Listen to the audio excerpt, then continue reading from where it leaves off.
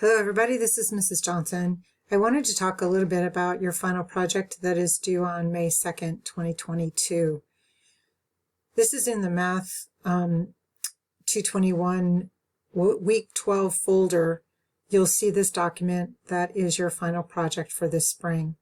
It's dealing with working with this funky function here. Please read the announcement that I sent today for my online students, or those of you who are in class. I said this to you today in class. We talked about the project and when it's due, and the fact that I would like you to work independently on this, which means you cannot ask anyone else other than me for help with your analysis here through this project. So I've talked to the Math and Science Center tutors and director, and they know that they are not to help you with this. You may use your old notebooks that we've used during the semester, and you can use the code that I provide. But obviously anything you need to do here, if you have any questions, you are to talk to me about it. All right, so that's the first thing. I wanted to make sure you saw that this was in the folder. Please, I'm not going to go through this whole document, but it has the directions, the rubric, what a technical document is, and what I do or do not expect. And this is a checklist of things that I'm expecting in the project that should be at your absolutely best work. And again, this is found in the Week 12 folder. I wanted to show you an example of a project that you can see was definitely a few years ago. This particular project earned an A because it was very comprehensive and followed all of the steps that were set out in the rubric. This is a very different function than the function I gave you, but what I do with a final project is I usually give a very funky function. As you can see, this is a really funky function here, crazy looking function, something we would never necessarily do by hand.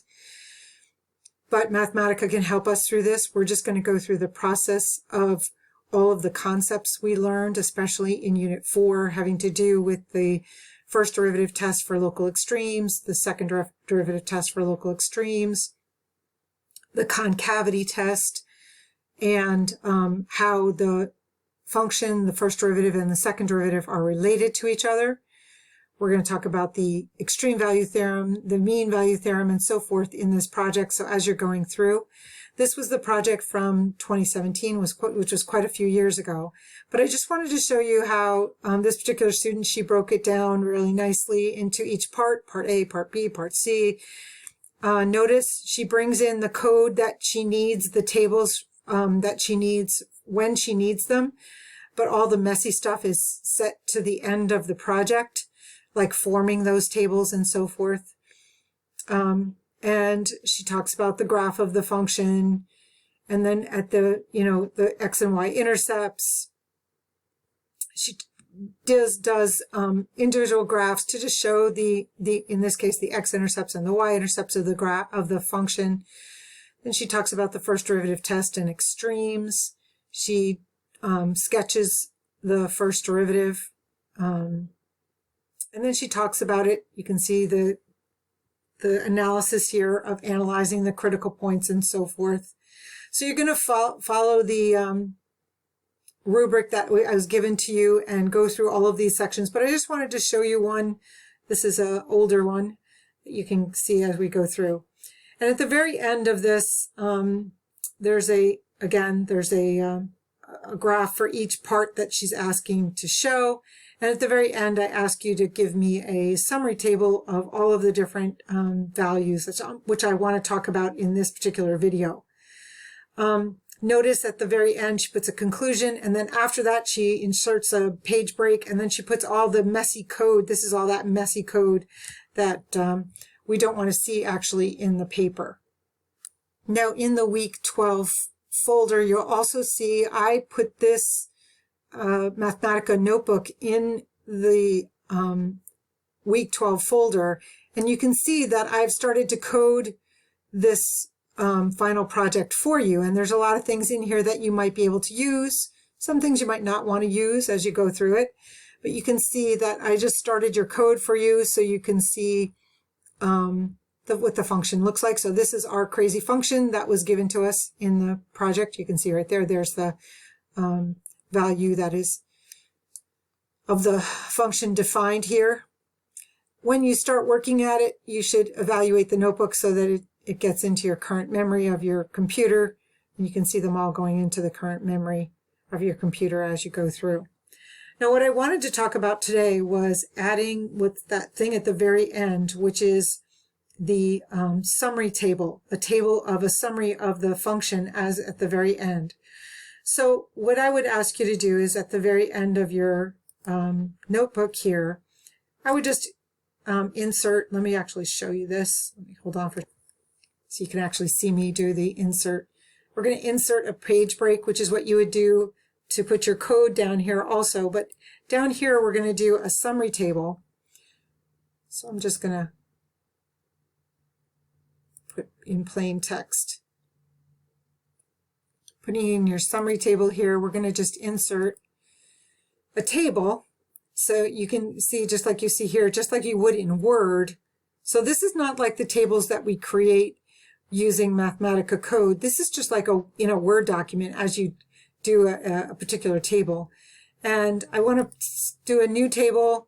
I don't know how many rows or columns I'm going to have, but I'm just going to start with what the default is. I definitely want to draw lines between the rows and columns and draw a frame around it also.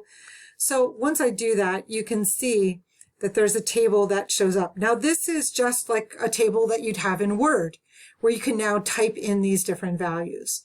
And what I'm going to ask you to do is I'm going to ask you to give me the value of x, the value of the function, f of x, the value of the derivative of the function, the value of the second derivative,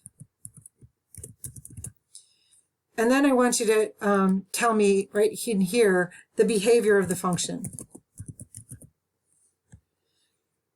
Now, let me give you an example. Say we know that -6 is an endpoint for this particular function, which I actually do know. I asked you to do it from -6 to 14, I believe. So you can see those values right here. You can just copy those values. We can copy these values right here to put into our table. And so forth. I'm not going to copy them all here just to show you, but you can show them right here. And the behavior of this function is, we know that this is an endpoint, and you're going to determine whether that endpoint may be possibly a local max, a local min, a global max. You tell me what the behavior of that function is at that particular point. Now we know that the derivative at that particular point is negative.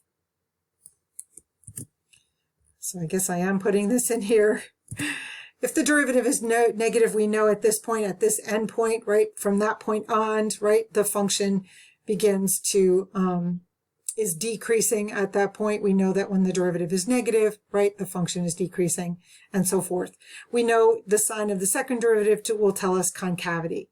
So you're going to tell me those things. In this case, f is, let me do this in, f is increasing. And then we know the second derivative, right, is positive at this point.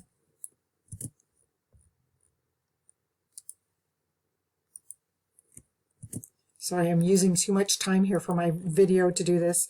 We know that f is concave up when the second derivative is positive. Now, the next thing you would do is find the critical point. And say, I am just making this up. I actually am not even thinking about this particular curve right here. But say we had our critical point at, I don't know, x equals -1. What you're going to do is you're going to say over here what the value of the derivative, excuse me, what the value of the function is, value of the derivative is, value of the second derivative is, and then at here you're going to say this is a critical point. So what I'm doing at this very end, this summary table, is we're going through and we're going to find the endpoints, the critical points, perhaps points of inflection, any points that are very crucial points here as we go through. The x and y intercepts can be put here for the x, And then you're going to tell me what the value of the function, the value of the derivative, the value of the second derivative, and what's happening at that particular point. At this particular point, I don't know, is this critical point a local min, a local max, a neither, right? You're going to just kind of go through and tell me these values and then what's happening to the behavior of the function at that particular point. Now, between those 2 points, you might put right here from on the interval from -6 to 1. And again, this is on the interval, right? So this is not a point. This is on the interval. You can tell me what's happening with these here and telling me what's happening with the function, telling me the behavior of the function depending on what you get for each of these points. I think I'm explaining this a little bit okay so you can understand it. If you have questions, please let me know. But this is what I mean by, at the very end, I'd like you to produce a summary table. Now your table might need a lot more points in here. So what you're going to do is you're going to move from this first endpoint at -6 to the other endpoint at +14. And you're going to move across this curve, stopping at all the critical points, points of inflection, possible x-intercepts, y-intercepts, and so forth. And then in between each one of those things, in the interval between those two, you're going to tell me what's happening with the function in those particular areas. You're going to tell me the value of each one of these things and what the behavior of the function is happening at the particular point. I hope that helps to explain this. If not, please email me or see me in Zoom office hours. And good luck. Have a good day.